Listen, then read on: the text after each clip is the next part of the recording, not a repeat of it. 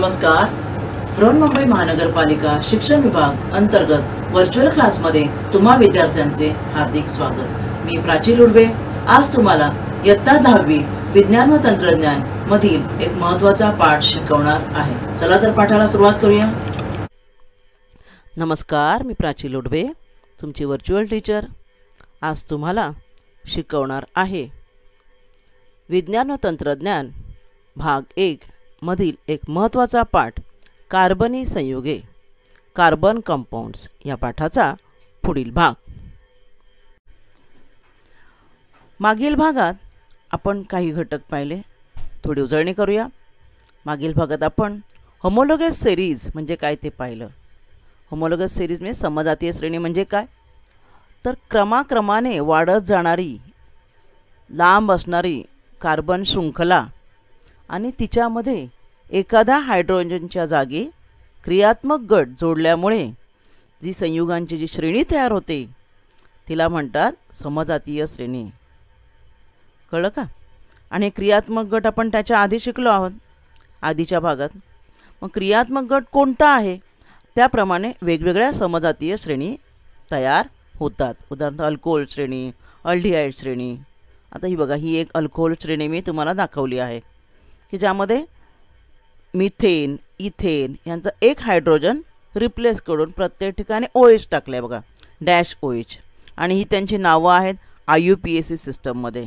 IUPAC system म्हणजे काय, nomenclature, तेही आपण शिकलो आहोत.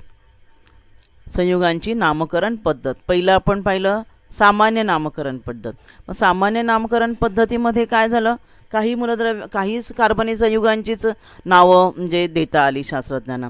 आणि जेव्हा जसे आपण कार्बन शृंखला वाढत गेली तेव्हा गोंधळ उडू लागला. त्यामुळे ही जी आहे IUPAC पॅक नामकरण पद्धती, nomenclature system, international union of pure and applied chemistry या संस्थेने जी नामकरण पद्धती प्रचलित केली तिच्यामध्ये कोणत्याही प्रकारच्या कार्बनी संयुगाला नाव देता येते. त्यामध्ये नामकरण करण्याची ही पद्धत, जनक अल्केन जे कोणतं असेल ते मध्ये लिहायचं आणि त्याच्या आधी जे तुम्ही कोणतंही आपण म्हणू त्याला क्रियात्मक गट जो तुम्ही लावाल तो आधी लागेल किंवा नंतर लागेल. नंतर लागलं त्याला प्रत्यय म्हणायचा, आधी लागला तर उपसर्ग. तर मोस्टली जे हॅलोजन्स आहेत ते आधी लागतात आणि बाकी सर्व प्रत्यय हे जनक अल्केनच्या नंतर लागतात. त्यातली काही नावं इथे आपण पुन्हा उजळणी करूया. इथिलीन हे सामान्य नाव आहे आणि IUPAC नाव काय त्याचं, इथीन, डबल बॉन्ड आहे ना, त्यामुळे इथिन हे एक म्हणजे ही जी अल्केन गटाची ही जी अल्किन गटाची जी कूळ आहे त्याचं नाव हे IUPAC मध्ये इथिन. नंतर ॲसिटिलीन आहे, ट्रिपल बॉन्ड, तर त्याचं नाव इथाईन. हे तुम्हाला मागच्या वेळेला सांगितलं होतं मी. तिसरं आहे ॲसेटिक ॲसिड, मग त्याचं नाव काय, ऑइक ॲसिड. ॲसेटिक ॲसिड हा जो COOH ग्रुप आहे हां त्याला ऑइक ॲसिड म्हणतात. आणि 2 कार्बन आहे ना, तर इथेनच्या कुळामधलं आहे हे. मग ऑइक ॲसिड लागलं, इथेन ऑइक ॲसिड. हे आहे मिथाईल अल्कोहोल, अल्कोहोल ऑल म्हणतात, त्यामुळे ह्याचं नाव मिथेनॉल. त्यानंतर खालचंही अल्कोहोल आहे पण इथाईल अल्कोहोल आहे त्यामुळे त्याचं नाव इथेनॉल. अशा प्रकारे IUPAC पद्धतीने नाव कसं द्यायचं हे आपण मागच्या वेळेला पाहिलं होतं. आज आपण पाहणार आहोत पाठाचा पुढील भाग, तो म्हणजे ह्या कार्बनी संयुगांचे काही कार्बनी संयुगांचे रासायनिक गुणधर्म. रासायनिक गुणधर्म साहजिकच त्यांच्यामध्ये क्रियात्मक गट आहेत. कार्बनी संयुग अल्किन कुळातली आहेत, त्यांची ऑक्सिजन बरोबर किंवा आणि इतर घटकांबरोबर क्रिया होणारच. तर पहिली महत्त्वाची क्रिया म्हणजे ज्वलन, कंबशन. कंबशन म्हणजे ज्वलन. तुम्हाला माहिती आहे कोणताही पदार्थ आपण ऑक्सिजनच्या सानिध्यात जाळला की त्यापासून ऑक्सिजन बरोबर क्रिया होऊन ऑक्सिडीकरण होतं, ऑक्साईड तयार होतं. त्याचप्रमाणे सर्व हायड्रोकार्बनसुद्धा ऑक्सिजनच्या उपस्थितीत त्यांचं ज्वलन होते, उष्णता आणि प्रकाश बाहेर फेकतात आणि कार्बन डायऑक्साईड आणि पाणी ही सामायिक उत्पादने तयार होतात. कारण सर्व हायड्रोकार्बनच्या बाबतीत म्हणून सामायिक म्हटलेलं आहे. मग ह्या काही रिॲक्शन पाहूया आपण. आता पहिलं फक्त कार्बनचं ऑक्सिजन बरोबर कार्बन डायऑक्साईड तयार होतं.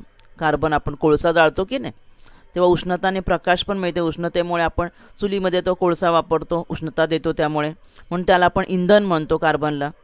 मग त्याच कार्बनचं एक हायड्रोकार्बन आहे, ते सुद्धा ऑक्सिजन बरोबर जेव्हा क्रिया करतं तेव्हाही कार्बन डायऑक्साईड तयार होतं. पण त्यात एच असल्यामुळे पाणी पण तयार होतं, पाणी आणि उष्णता व प्रकाश.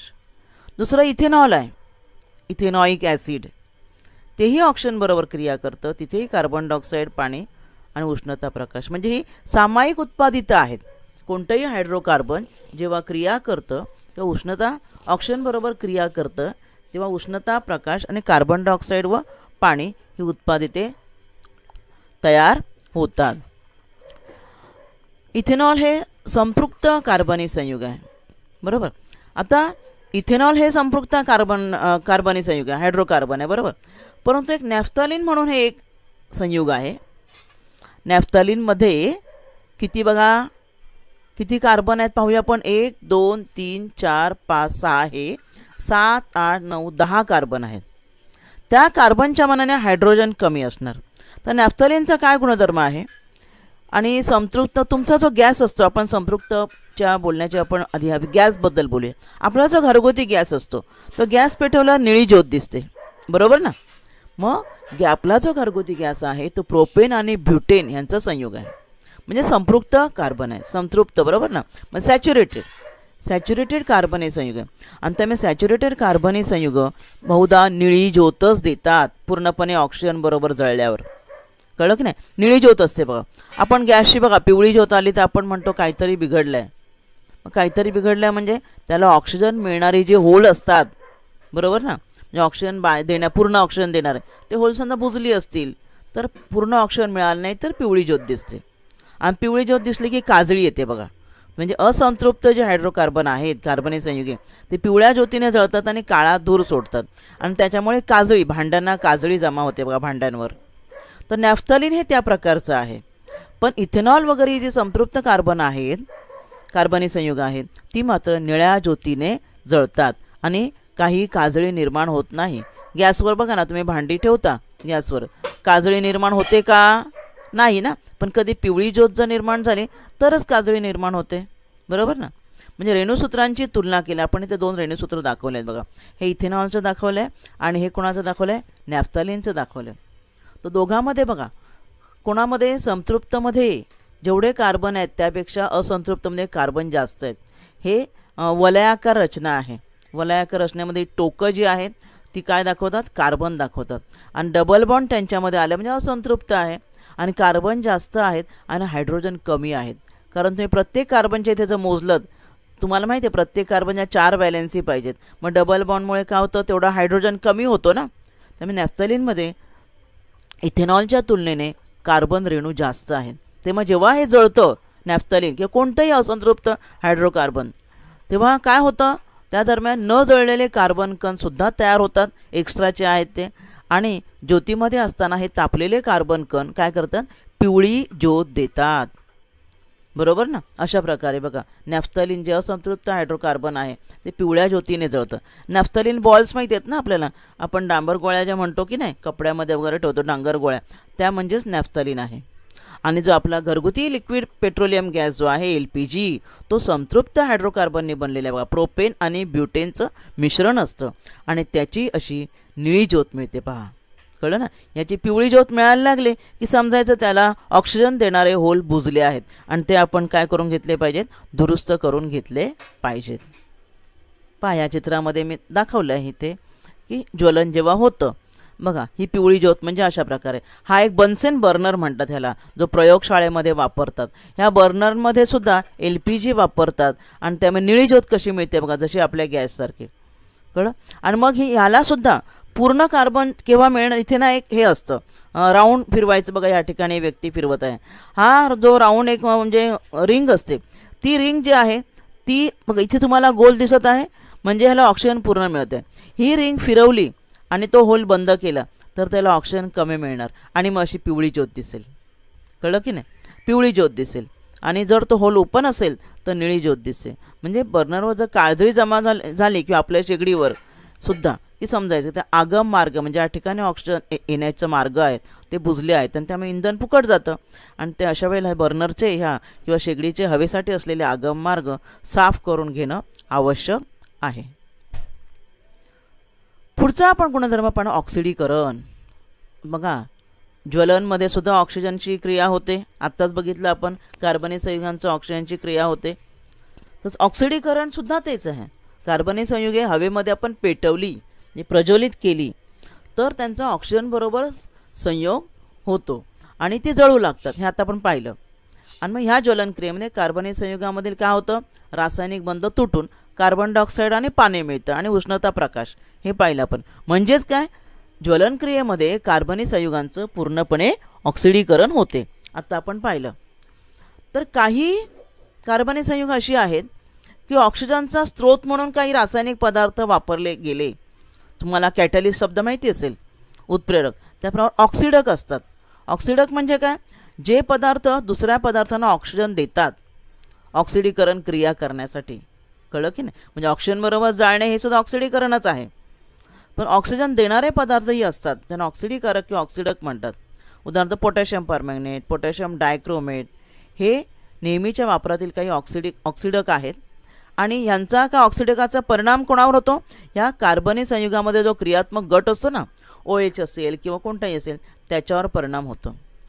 तर बघा या ठिकाणी पोटॅशियम परमॅंगनेटचं उदाहरण दिले. पोटॅशियम परमॅंगनेटमुळे आम्लारीधर्मी द्रावण सोडियम कार्बोनेटमधलं आपण द्रावण घेतलं तर इथेनॉलचं ऑक्सिडीकरण होतं आणि त्यापासून इथेनॉइक ॲसिड बनतं. आणि या अभिक्रियेमध्ये फक्त क्रियात्मक गटाजवळील काही रासायनिक बंधच भाग घेतात. मग हे इथेनॉल आहे आणि त्याचं आम्लारीधर्मी KMnO4चं द्रावण आहे, त्यामध्ये आपण इथेनॉल ॲड केलेलं आहे आणि ऑक्सिजनच्या सान्निध्यात म्हणजे ऑक्सिजन हा मिळून देणार. आम्लारीधर्मी जो KMnO4 आहे ना, पोटॅशियम परमॅंगनेट, तो ऑक्सिजन पुरवणार आहे. कळलं का. आणि त्यापासून काय तयार होतं, इथेनॉइक ॲसिड. म्हणजे काही बंधच तुटले. बघा OH तसंच राहिलं आणि हा CH2 आहे की नाही, तो H2 निघाला आणि त्या ठिकाणी डबल बॉन्ड आला आणि हे C डबल बॉन्ड OH हे काय आहे, इथेनॉइक ॲसिड आहे. ठीक आहे. अशा प्रकारे ऑक्सिडीकरण क्रिया आपण पाहिली. तिसरी क्रिया आहे समावेशन ॲडिशन रिॲक्शन. ॲडिशन रिॲक्शन म्हणजे काय, तुम्ही बघा अभिक्रियांचे प्रकार मागील इयत्तेमध्ये मागील भागामध्ये आपण पाहिलेले आहेत. 6माहीच्या आधी आणि 9वीला सुद्धा पाहिलेले आहेत अभिक्रियांचे वेगवेगळे प्रकार. जसं ऑक्सिडीकरण आता पाहिलं, समावेशन, नंतर पुढे प्रतियोजन. समावेशन म्हणजे ॲडिशन रिॲक्शन. ॲडिशन रिॲक्शन म्हणजे काय की कोणतेही पदार्थ दोन जेव्हा अभिक्रियाकारक असतात आणि त्यांची रासायनिक अभिक्रिया होऊन दोघांमधले सर्व अणू मिळून एकच उत्पादित जेव्हा मिळतं तेव्हा त्याला समावेशन अभिक्रिया म्हणतात. कळलं की नाही. मग तशी समावेशन अभिक्रिया कार्बनी संयुगामध्ये सुद्धा होते. एक कार्बनी संयुग दुसऱ्या संयुगाबरोबर संयोग पाहून दोन्ही अभिक्रियाकारकामधील सर्व अणू एकत्र येऊन एकच उत्पादित तयार होते, याला म्हणतात समावेशन अभिक्रिया. आता कार्बन कार्बन बहुबंध म्हणजे काय, डबल बॉन्ड, ट्रिपल बॉन्ड हे काय क्रियात्मक गट असलेले असंतृप्त संयुग आहेत. आपण पाहिले ना, सॅच्युरेटेड, अनसॅच्युरेटेड. अनसॅच्युरेटेड म्हणजे असंतृप्त कोणती, बहुबंध असलेली, डबल बॉन्ड, ट्रिपल बॉन्डवाले, बरोबर ना. आणि त्यामुळे तयार होणारं उत्पादित हे संतृप्त असतं. म्हणजे कार्बन कार्बन बहुबंध असलेली असंतृप्त द्रावणाचे आहेत त्यांच्यामध्ये समावेशन क्रिया होते आणि ते काय देतात, असंतृप्त म्हणजे संपृक्त पदार्थ तयार होतो. विविध वनस्पती तेलं ही अनसॅच्युरेटेड असतात आणि त्यांची ब्रोमिन आणि आयोडीन बरोबर समावेशन क्रिया होते कक्ष तापमान. आणि ती तात्काळ, कक्ष तापमान म्हणजे आपलं नॉर्मल टेम्परेचर जे आहे ना ते, आणि ही क्रिया तात्काळ होते. आणि असंतृप्त संयुग आहेत त्यांच्यामध्येही समावेशन क्रिया होते, त्यांचे हायड्रोजन बरोबर होते आणि हायड्रोजनच्या समावेशनाने त्यांचं संतृप्त संयुग तयार होतं. मात्र ह्या अभिक्रियेसाठी काय लागतं, प्लॅटिनम किंवा निकेलसारखे उत्प्रेरक लागतात. कळलं की नाही. वनस्पतीजन्य तेल म्हणतो ना आपण, हे निकेल उत्प्रेरकाच्या उपस्थितीमध्ये त्याचं बघा कसं हायड्रोजनच्या साह्याने जे समावेशन होतं म्हणजे हायड्रोजन बरोबर, त्याला हायड्रोजनी भवन असे म्हणतात. हे बघा हे वनस्पती तेल आहे, त्याचा एक जनरल फॉर्म्युला आहे. प्लॅटिनम निकेलच्या सानिध्यामध्ये त्याला उष्णता दिली आणि हायड्रोजन बरोबर त्याचं समावेशन होतं आणि हा जो पदार्थ तयार झाला आहे ते संतृप्त संयुग तयार झालेलं आहे. म्हणजे आपली जी वनस्पती तेलं जी आहेत ना ते असंतृप्त असतात. कळलं की नाही. आणि त्यांचं समावेशन ब्रोमिन किंवा आयोडीन बरोबर होतं, तसं हायड्रोजन बरोबर सुद्धा होतं त्यांचं समावेशन. कळलं ना. आणि मग त्यांचं रूपांतर संतृप्त संयुगामध्ये होतं. लक्षात ठेवा बाळांनो, आपली जी असंतृप्त वनस्पती तेलं जी आहेत, कळलं ना, त्यांच्यामध्ये लांब व असंतृप्त कार्बन शृंखला असतात आणि हायड्रोजन भवनानंतर त्याचं संतृप्त मध्ये रूपांतर होतं, म्हणजे त्यांचा डबल बॉन्ड निघून जातो आणि जे तयार होतं ते तूप. काय तयार होतं? तूप तयार होतं, वनस्पती तूप. तर मी वनस्पती तूप जे आहे ते क्रिया करणार नाही, लक्षात ठेवा, कारण त्याच्यामध्ये ते संतृप्त झालेलं आहे ना. त्यामुळे हे जे संतृप्त सहसा कमी क्रियाशील असतात आणि असंतृप्त जे आहेत ते क्रियाशील असतात. आणि दुहेरी बंधाने युक्त आपले जे असंतृप्त जे अनसॅच्युरेटेड फॅट्स असतात ना, ती आपल्याला आरोग्याला चांगली असतात. आणि सॅच्युरेटेड जी आहेत, आपण जी क्रिया करून हायड्रोजनीभवन करून आलेली आहेत, ती आपल्या आरोग्याला घातक असतात. आता अनसॅच्युरेटेड कोणती फॅट्स किंवा तेलं कोणती, वनस्पती तेलं म्हणतो ना आपण, सनफ्लावर ऑइल किंवा करडईचं तेल वगैरे, ही तेलं आपल्याला आरोग्याला चांगली आहेत. आणि नंतर सॅच्युरेटेड करून आलेली जी असतात ती आपल्या आरोग्याला घातक असतात. पुढे आपण पाहणार आहोत पुढची क्रिया प्रतियोजन, सबस्टिट्यूशन. समावेशन म्हणजे काय होतं? ॲडिशन. प्रतियोजन म्हणजे रिप्लेसमेंट होणार. एखाद्या घटकाची जागा अभिक्रियाकारकामधील एखाद्या अणुची गटाची जागा दुसरा अणू घेतो, याला प्रतियोजन अभिक्रिया असे म्हणतात. मग आता हायड्रोकार्बनमध्ये जे CH-CC हे जे एकेरी बंध असतात ते काय, तुम्हाला म्हटलं, मी आत्ताच सांगितलं, संतृप्ति कशी असतात? क्रियाशील नसतात, बरोबर, अभिक्रियाशील नसतात. तरी पण काय होतं, सूर्यप्रकाशाच्या सानिध्यात मात्र हे जे संतृप्त हायड्रोकार्बन आहे त्यांचे क्लोरीन बरोबर जलद अभिक्रिया होते आणि ह्या अभिक्रियेमध्ये एक एक करून संतृप्त हायड्रोकार्बनमधला हायड्रोजन जो आहे त्याची जागा क्लोरीन अणू घेतो. कळलं की नाही? फक्त एकटा मिथेन, त्यामध्ये 4 उत्पादितं तयार होतात प्रतियोजन क्रियेमुळे. कशी होतात बघा.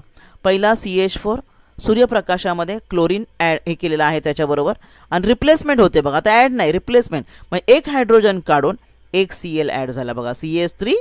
आता कार्बनच्या 4 व्हॅलेन्सी व्हायला पाहिजेत ना, आपण पाहिल्या मागील भागात. तर मग एक Cl जोडला, प्लस काय तयार झालं?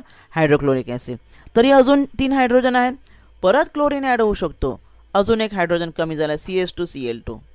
ठीक आहे, मिथिलीन डायक्लोराईड तयार झालं. परत उरल्या अजून 2 हायड्रोजन, अजून क्लोरीन क्रिया करू शकतो आणि पुन्हा CH-Cl3 तयार झालं. अजून एक हायड्रोजन शिल्लक आहे, तो ॲड होतो आणि CCl4 कार्बन टेट्राक्लोराईड तयार झालं, अधिक HCl. बघा, एका मिथेनने एवढी 4 उत्पादने तयार केली. मग कार्बनची मोठी मोठी शृंखला, त्याचे समजातक किती मोठे मोठे आहेत. हा फक्त एक कार्बनवाला, methane, propane, butane, pentane, hexane, म्हणजे यांच्यापासून किती मोठ्या संख्येने उत्पादित तयार होतील याची आपण कल्पना करू शकतो. म्हणजे ही जी आहे क्रिया जी आहे संतृप्त हायड्रोकार्बनची, कोणाबरोबर क्रिया होते? क्लोरीन बरोबर क्रिया होते, सबस्टिट्यूशन होते या ठिकाणी, म्हणून हिला प्रतियोजन अभिक्रिया असे म्हणतात. पुढे आपण पाहणार आहोत काही महत्त्वाची कार्बनची संयुगे. 2 महत्त्वाची कार्बनची बरीच संयुगे आहेत, त्यातले आपण 2 संयुग. एक म्हणजे ethyl alcohol, number 1 ethyl alcohol, ethanol.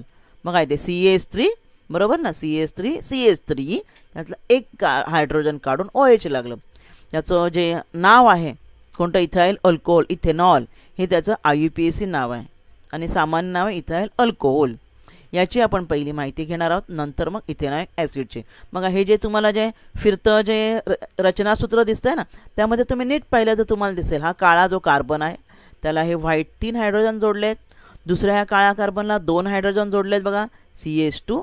लाल हा ऑक्सिजन आहे, परत हा एक हायड्रोजन आहे, OH गट. कळलं? तर हे इथेनॉल काय आहे? हे एक हायड्रोकार्बन आहे, कक्ष तापमानाला द्रव असतं. इथाइल अल्कोहोल ज्याला आपण स्पिरिट म्हणतो ना, तेच आहे. याचा उत्कलनांक 78 डिग्री सेंटीग्रेड. किती कमी आहे बघा, 78 तापमानाला. म्हणजे स्पिरिटला तुम्ही जर माचीसने पेटवलंत ना तर लगेच पेट घेईल. आपल्याला आपण बघा इंजेक्शन वगैरे देताना थंड पदार्थ लावतात, आठवतं तुम्हाला? द्रव पदार्थ डॉक्टर इंजेक्शन देण्यापूर्वी, तर ते आहे स्पिरिट म्हणजे इथेनॉल, इथाइल अल्कोहोल. त्याला अल्कोहोल म्हणजे इथाइल अल्कोहोल किंवा स्पिरिट असे म्हणतात. कळलं? तसेच त्याला मराठीत मद्यार्क पण म्हणतात. दारू जी असते ना, दारूमध्ये इथाइल अल्कोहोल असतं, पाण्यामध्ये पूर्णपणे विरघळतं. लिटमसने त्याची परीक्षा केली असं ते उदासीन आहे. कळलं? आणि विरल इथेनॉलची थोडीशी राशी प्राशन केली तरीसुद्धा नशा चढते. मद्यप्राशन निषिद्ध मानलेले असले तरी समाजात त्याचा फार प्रसार झालेला आहे, माहिती आहे तुम्हाला. आणि हे मद्यप्राशन म्हणजे इथाइल अल्कोहोलचे प्राशन अनेक प्रकारे आरोग्यास घातक आहे. त्यामुळे आपले चयापचय क्रिया, डायजेशन क्रिया, चेतासंस्था, मेंदूची क्रिया यांच्यामध्ये बिघाड होतात, त्यावर प्रतिकूल परिणाम होतात. अल्कोहोलिझम हे दाखवले बघा चित्रामध्ये, कोणत्या कोणत्या अवयवांवर परिणाम होतात ते अल्कोहोल घेतल्यामुळे. लिव्हरवर, जठरावर परिणाम होतात, हे जे आपलं लिव्हर आहे त्यावर परिणाम होतात. हृदयावर परिणाम होतात. शुद्ध अल्कोहोल जे आहे म्हणजे निव्वळ मद्य, ॲब्सोल्यूट अल्कोहोल, निव्वळ मद्यार्क, ह्याची अगदी थोडीशी राशी जरी घेतली म्हणजे जे प्युअर अल्कोहोल, तरी ते प्राणघातक ठरू शकतं. कळलं तुम्हाला? म्हणजे जी दारू जी असते ना, तिथं काही अंश पाण्यामध्ये विरघळलेला असतो आणि म्हणजे डायल्युटेड असतं जे आपण जे म्हणतो ते, आणि जे प्युअर जर घेतलं तर त्याने प्राणही जाऊ शकतो. इथेनॉल हे एक चांगला द्रावक आहे आणि त्याचा उपयोग काय, हे तर झालं बॅड इफेक्ट, बरोबर. आणि उपयोगही आहे त्याचा. टिंक्चर आयोडीन म्हणतात ना, जे जखमेवर वगैरे लावायचं असतं, आयोडीनचं अल्कोहोलमध्ये द्रावण ते बनवायला, तसे खोकल्याचं मिश्रण बनवायला, तसे बलवर्धकांमध्ये याचा उपयोग केला जातो. हे याचे आपण काही भौतिक गुणधर्म पाहिले. आता आपण पाहूया इथेनॉलचे काही रासायनिक गुणधर्म. इथेनॉलमध्ये कोणता क्रियात्मक गट आहे? OH, बरोबर ना. इथेनॉल इथाइल अल्कोहोल, आणि तोच महत्त्वाची भूमिका बजावतो रासायनिक अभिक्रियांमध्ये. पहिले सोडियम बरोबर त्याची काय क्रिया होते पाहूया. सोडियम अधिक बघा इथाइल अल्कोहोल काय झालं बघा, रिप्लेसमेंट झाली की नाही, ते सबस्टिट्यूशन झालं आहे बघा. हा Hची जागा Na ने घेतली आणि काय तयार झालं? सोडियम इथॉक्साईड. काय तयार झालेलं आहे? सोडियम इथॉक्साईड तयार झालेलं आहे. कळलं? म्हणजे इथेनॉलच्या सोडियम धातू बरोबरील ह्या अभिक्रियेमध्ये हायड्रोजन वायू आणि सोडियम इथॉक्साईड ही उत्पादित तयार होतात. आणि अशा प्रकारे सर्व अल्कोहोलची सोडियम बरोबर क्रिया होते आणि हायड्रोजन वायू बाहेर पडतो आणि सोडियमचं आता ह्याचं इथेन इथॉक्साईड, प्रोपेन असं तर प्रोपॉक्साईड, म्हणजे त्यांचे अल्कॉक्साईड्स हे क्षार तयार होतात. दुसरी निर्जलीकरण अभिक्रिया. पहिली आपण पाहिली सोडियम बरोबर. निर्जलीकरण म्हणजे पाणी काढणे, बरोबर ना. निर्जलीकरण म्हणजे पाण्याला काढायचं. पाण्याला कुठून काढायचं? तर यामध्ये कशामध्ये आपलं जे इथेनॉल जे आहे त्यामध्ये पाण्याचा अंश आहे, कळलं ना, तो काढला जातो. सल्फ्युरिक ॲसिड बरोबर क्रिया झाली असता म्हणजे इथेनॉल तापवले असता त्याच्या रेणूमधून पाणी बाहेर काढलं जातं आणि तयार होतं इथीन, डबल बॉन्डवालं. हे असंतृप्त संयुग तयार होतं. मग कुठून काढलं जातं? हा H2 आणि हा O, बरोबर, सहज सल्फ्युरिक ॲसिडच्या संपर्कामध्ये H2 आणि O काढले, काय राहिलं पहा. H2 आणि O काढल्यावर काय राहिलं? CH3C आणि एकच H राहिला. मग हा H जो आहे तो निघतो, CH2 डबल बॉन्ड CH2. कळलं तुम्हाला? हा एक H निघतो बघा, CH3चा H निघतो, लक्षात ठेवा. हा CH3चा एक H निघाल्यामुळे आणि हा OH निघाला की पाणी आलं आणि मग उरलेला हा बॉन्ड कुठे जाणार? हा इथे मध्ये जातो, डबल बॉन्ड, म्हणून इथिलीन हे तयार होतं. इथे सल्फ्युरिक ॲसिड निर्जलीकारक म्हणजे पाणी, याच्यातून पाण्याचा अंश काढणं. आणि तुम्हाला माहिती आहे सल्फ्युरिक ॲसिड आपल्या हातावर पडलं कुठलंही ॲसिड तर आपली स्किन भासते म्हणजेच काय करतं? सल्फ्युरिक ॲसिड हे निर्जलीकारकच आहे. तुमच्या शरीरातलं पाणी खेचून घेणारा घटक आहे तो ॲसिड, तर तो अशा प्रकारे या अल्कोहोलमधून सुद्धा पाणी काढून टाकतो, म्हणून ही निर्जलीकरण अभिक्रिया आहे. आता पाहूया दुसरं कार्बन संयुग इथेनॉइक ॲसिड. इथेनॉइक ॲसिड म्हणजेच ॲसिटिक ॲसिड. आपण व्हिनेगर वापरतो की नाही आपल्या घरी? आपल्याला कोणते काही पदार्थ बनवायचे असतात, लोणची, मुरांबे वगैरे, हे टिकवण्याचे पदार्थ जे आहेत त्यांच्यामध्ये हे ॲसिटिक ॲसिड व्हिनेगर वापरतात. त्याची बघा या ठिकाणी फिरणारी प्रतिक्रिया तुम्हाला दिसते आहे. फिरणारी प्रतिक्रिया तुम्ही नीट पाहिलीत मग अशाप्रमाणे तर तुमच्या लक्षात येईल. हा काळा कार्बन आहे आणि हे सफेद 3 हायड्रोजन आहेत, ठीक आहे, CH3 डॅश. परत हा C काळा कार्बन आणि double bond O, C double bond O आणि OH असं असतं नाही का. त्यामुळे हा एक O वरती आहे आणि हा एक O आडवा आहे, त्याला जोडून हा H आहे, कळलं. तर CH3, C double bond O, OH हे इथेनॉइक ॲसिड म्हणजेच ॲसिटिक ॲसिड. ह्याचा उत्कलनांक 118 डिग्री सेल्सिअस आहे. त्याला ॲसिटिक ॲसिड पण म्हणतात. आणि त्याचं जलीय द्रावण ॲसिड असल्यामुळे काय ते आम्लधर्मी आहे, निळा लिटमस लाल होतो. लोणचे वगैरे हे जे पदार्थ आहेत ना, मोरांबे वगैरे यांचे परिरक्षक म्हणजे ते खराब होऊ नयेत. मग आपण असंच साधं बनवलं तर खराब होतात ना, मग तेल वगैरे जास्त टाकावं लागतं. म्हणजे आपल्याला दुकानचे जे मिळतात त्यांच्यामध्ये बेन्झोइक ॲसिड, ॲसिटिक ॲसिड असं ह्यांची द्रावणं वापरलेली असतात की ज्यामुळे ते लवकर खराब होत नाहीत. तर लोणच्यामध्ये परिरक्षक म्हणून जे विनेगर वापरतात तेच ॲसिटिक ॲसिड आहे. त्याचं पाण्यात बनवलेलं 5 ते 8% द्रावण असते. शुद्ध इथेनॉइक ॲसिडचा द्रवणांक द्रवात रूपांतर 17 डिग्री सेल्सिअसला होतं. बघा 17 डिग्रीला त्याचं द्रवणात रूपांतर होतं. आणि त्यामुळे थंड वातावरण जर असेल की हिवाळ्यात हे इथेनॉइक ॲसिड जे आहे ना म्हणजे विनेगर ते कक्ष तापमानालाच गोठतं. म्हणजे आपलं कक्ष तापमान 27 आहे ना, त्यापेक्षा जरी थोडंसं जर तापमान कमी झालं ते गोठतं आणि बर्फासारखं दिसतं. म्हणून त्याला ग्लॅशियल ॲसिटिक ॲसिड असे सुद्धा म्हणतात. काय म्हणतात? म्हणजे बर्फ कसा असतो ग्लेशियर, म्हणजे बर्फाचा माहिती आहे तुम्हाला, जो बर्फाचे हिमनग त्यांना ग्लेशियर म्हणतात, कळलं ना. म्हणून ह्या ॲसिडला ग्लॅशियल ॲसिटिक ॲसिड असे म्हणतात. त्याचे बघा या ठिकाणी CH3COH रचनासूत्र इथे खालील चित्रात दाखवलेलं आहे. तर याचे आपण काही रासायनिक गुणधर्म पाहूया. आता याच्यामध्ये कोणता आहे ग्रुप? CH ॲसिडमध्ये, इथेनॉइक ॲसिडमध्ये आत्ताच बघितलं C+OH याला म्हणतात कार्बॉक्सिल ॲसिड गट.